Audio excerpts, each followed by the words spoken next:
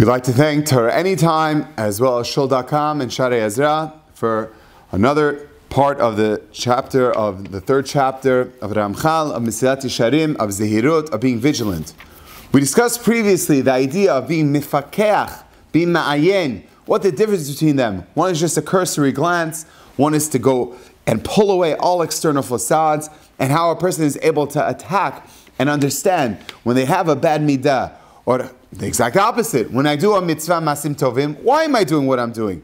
What is the reason why I'm doing what I'm doing? And we said that beautiful story with the Vilna Gaon, when he did a mitzvah, only l'shem shemayim for HaKadosh Baruch Hu. Says the Ramhal, he says, a person should not allow himself to come to have bad traits or a bad characteristic. For sure, if a person is doing something wrong, and they know they're doing something wrong.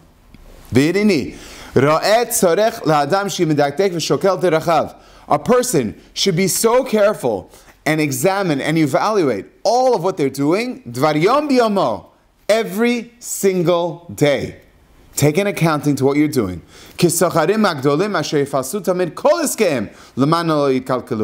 a person should be like a great merchant, that every single day they will monitor all their operations to make sure everything's proceeding smoothly, so they will not break down. Now, why does he say this? Now, I thought this is very profound, because it's very well known that Ramhal, he did not benefit from being a Torah scholar. He was somebody that actually was a diamond dealer. And that's where he made his main parnasah. Now, a diamond dealer knows, if they don't have an accounting for which diamonds go where, how you put them in the proper setting, what you do with them after someone handles them, how to take care of them, there's a lot of steps to being a diamond merchant. You have to know where you put it, who you trusted with, how much you entrust with somebody. There's many cheshbonot and many security checkpoints that have to be made to make sure that you don't lose a diamond. So he's speaking from experience. Clearly, you have to be very vigilant about what it is that you're doing. So the greatest diamond of all, your neshama, shouldn't have that. Shouldn't have those checkpoints in place for you to ensure that you maximize your ability for who you are. Doesn't make any sense. I was reading that a certain airline, they were looking at different cost-benefit analysis that they had, and a person at one of the board meetings, as a joke, said, "Are we really going to start nitpicking and cutting corners? Why don't we just take out an olive from like one of the salads?" Everyone started laughing, and one of the people there, either it was the vice president or the chairman, he banged on the table, and he said, "Steve is right. We do need to do that. You know what? I'm making an executive order right now. We're taking out one olive." Everyone starts snickering. One olive? Seriously? One olive from the salad. What's that going to do? Rabbi, you know how much they saved on that one olive? I think it was like $2.8 million. 1 year. One olive. But this person, as a joke, he didn't realize that. One olive that you take away from the salad is hundreds of olives on a flight, which is thousands of olives per day, which is hundreds of thousands per month, which is millions over the course of a year. So you're talking about a serious inventory of olives just by one olive. Can you imagine la'avdil afe avdalot? When you do one mitzvah, there's an unbelievable miforesh that says, Ratza HaKadosh Baruch Hu lezakot es Yisrael. HaKadosh Baruch Hu wants to give us zechuyot. Lefikach therefore he gave us many Torah mitzvot. What does that even mean? It says Mefaresh, he says a beautiful idea. It says, HaKadosh Baruch Hu, he is lobbing us all of these, lavdil, like a ball, and we're holding the bat. He wants us just to swing a little, because if you swing a little, keep swinging, eventually you'll make contact with something. He says the same thing too as well. Eventually you'll do a mitzvah, l'shem HaKadosh Baruch Hu, lishma. You do it only because it's the right thing to do. The only way you can do that is you have multiple mitzvot thrown your way, this way, that. You're just swinging. Eventually you'll hit a few. You never know. You may get it. I told somebody, I said, in New York State, they have the lottery. Hey, you never know. That's for mitzvot. All those statements are for you. HaKadosh Baruch Hu is telling you a message that you should somehow concretize. I can tell people, Nike, just do it. Don't give excuses already. HaKadosh Baruch Hu says, just do it already. Stop giving excuses. Just do it already. Same thing too. You never know. Yeah, swing. Eventually you'll hit it. So swing when it comes to doing an inventory. Where am I holding? Where am I going? Why am I doing what I'm doing? Is it really such a big deal? The answer is yes. One olive makes a big deal. Can you imagine one mitzvah, one devar chesed, one kind word to somebody, what that does? You understand what that could do? You could literally change the trajectory of someone else's life by just saying a kind word. So many people have had stories like that. You give tzedakah to somebody. I just met a person, unbelievable person. He was just telling me over Shabbat. He literally just told me a few hours ago. He said that somebody came to him and told him, I just want you to know that you uplift me every time you speak to me, and I want to say thank you to you. He gave the person $1,000. He told me I was in shock. He said, I never realized that this person, I just used to schmooze with this person and talk to them. And just, I enjoyed in the company of this person. I was shocked that this person gave me $1,000. Because I made them feel good? And the answer is yes. You never know. When you're sitting on the side learning, someone says, you know what? They're doing it. I'm going to sit down and learn too. They took from the time that they could add many other opportunities for other things. They sat and learned because that was important to them. I want to do that too. Or I see how they're treating their family members. Or I see how they're treating their talmidim. Or I see how they're conducting themselves in business. I see that. You know, I want to do that too. You never know. Can you imagine what that does? That's so unbelievable. A person has to realize that if you weigh and do the proper checkpoints, you too could do that as well. Somebody told me the exact opposite story. Here in Miami Beach, he told me that a good friend of his, he was involved in some healthcare profession. I think it was like nursing homes. I'm not exactly sure what it was.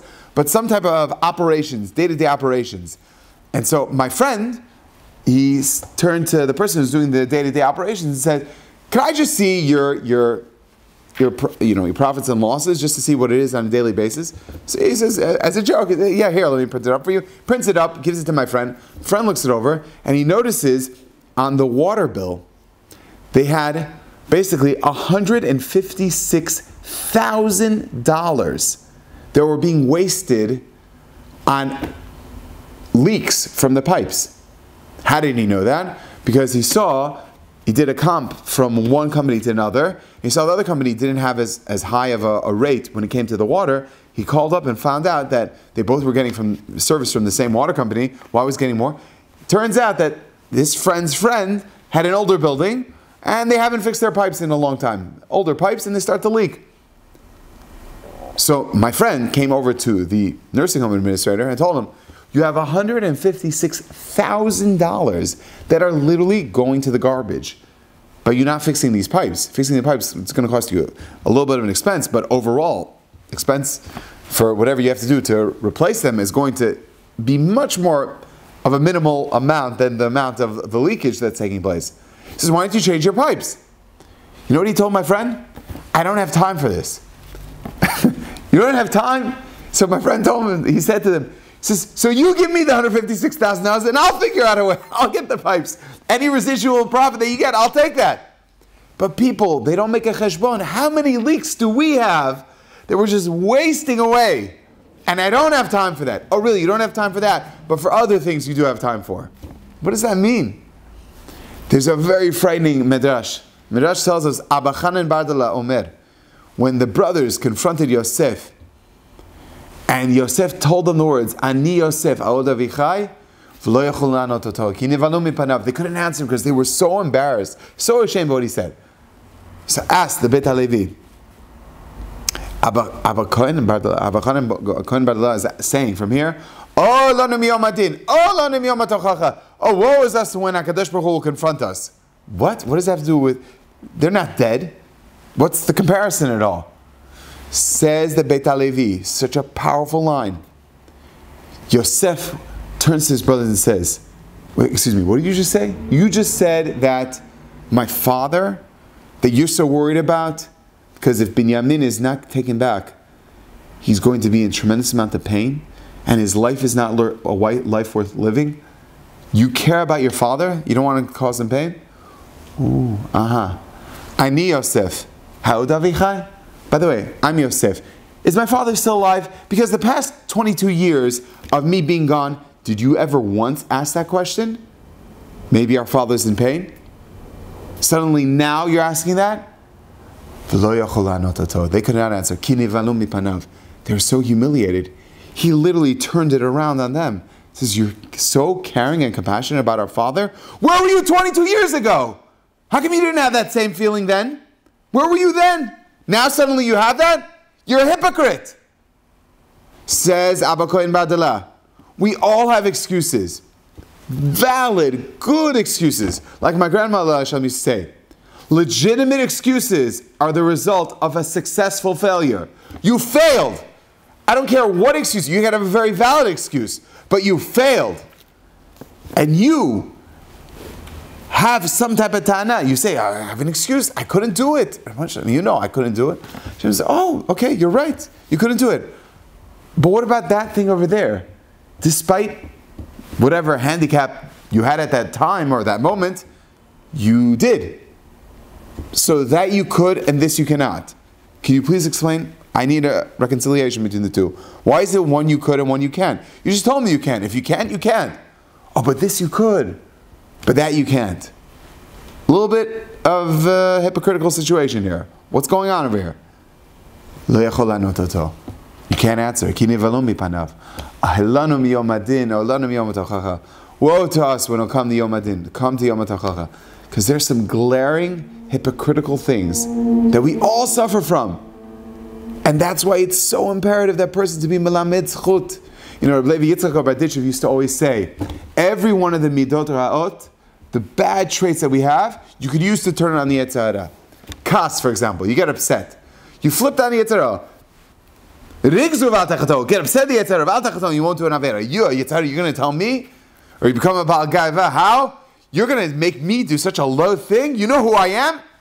You're flipping it around. You're turning it to Kedusha, turning it to a good thing.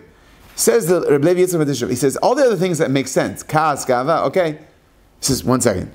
But sheker, to say a lie, where in the world does sheker come to flip it? It's just inherently bad. He says, no.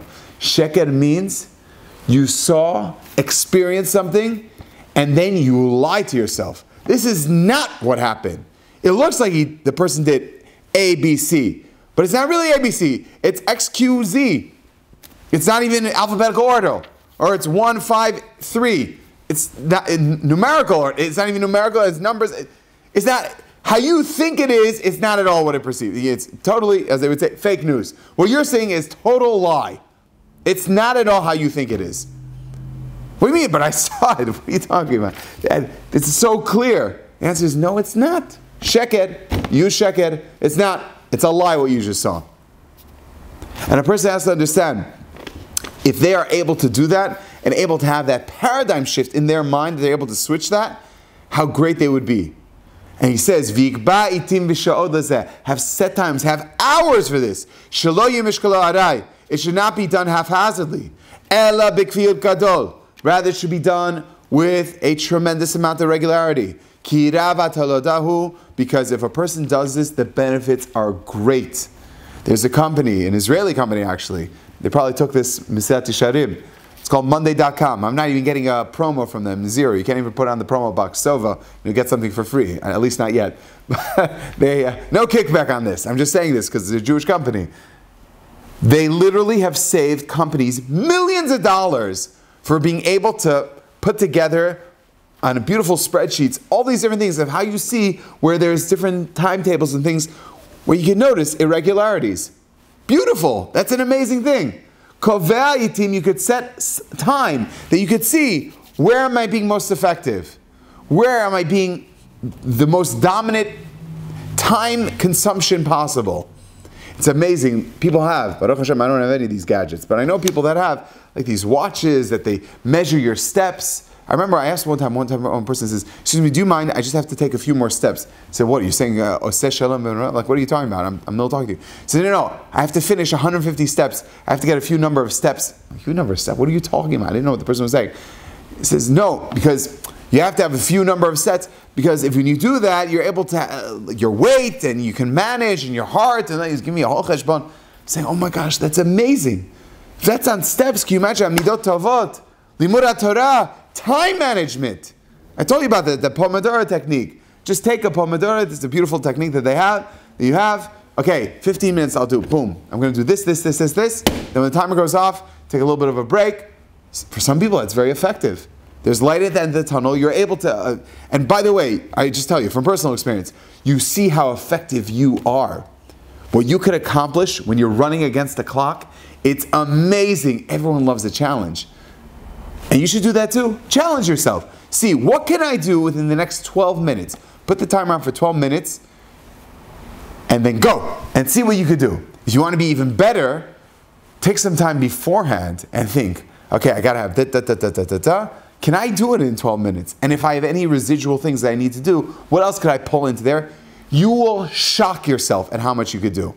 It is amazing how much HaKadosh Baruch Hu made us humans to be so great because we're Yitzir Kapav. We are the handiwork of HaKadosh Baruch Hu. We're Tselem Elokim. Don't take that lightly. We're the greatest, I don't even say cyborg, that would be insulting to a human being, but we're the greatest creation because we've been created by the greatest creator. So you think he'd make something faulty? He made human beings to have the capacity to do such great things. So just tap into a little of that and use the gift called time. And if you do that, says Mesilat Yesharim, you do that b'kviyut, you do that quite regularly, you're going to have a very lean, mean, amazing human machine that's going to be able to do great things. So again, we spoke about the idea that a person should have the foresight to be able to assess what it is that they're doing. The person should be able to understand that they should be like all the diamond merchants, that there's always checkpoints in place. We talked about the one olive, how big of a deal that is. We talked about the stories of people who made sure to understand that they could save a lot of money, like my friend, who he saw $156,000 being totally blown away just because of neglect, and I don't have time for that. How many of us has that too? We said that Midrash that tells us, woe is to us if we're caught as hypocrites. No one wants to be called like that. Be very efficient and effective in your time. And what it is that you do, it's not just time management, it's human management. You're able to be much more effective as a human being. HaKadosh Baruch Hu should grant all of us the siyata deshmaya to be effective human beings in whatever we do, and Be'ezat Hashem will be very enriched and very rewarded. Thank you for listening.